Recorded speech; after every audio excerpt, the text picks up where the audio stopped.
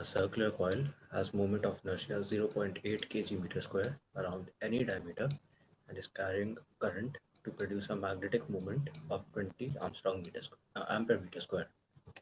The coil is initially kept in a vertical position and it can rotate freely around any horizontal diameter.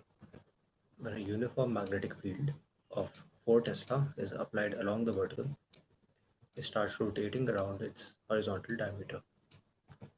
The angular speed the coil acquires after rotating 60 degrees will be, by law of energy conservation, the sum of initial potential and kinetic energy will be equal to the sum of final potential and kinetic energy, or minus magnetic moment into the magnetic field into cos 60 degrees plus initial kinetic energy, which will be 0, is equal to minus mb cos 0 degree plus half into moment of inertia into the angular velocity squared.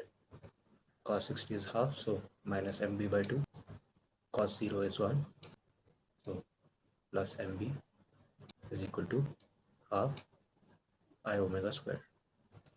Minus mb by 2 plus mb is mb by 2 is equal to half I omega square, or omega is equal to root of mb by I, inserting the given values, root of 20 into 4 upon 0.8, which is root 100, which is 10 radian per second. So the correct answer is option 1.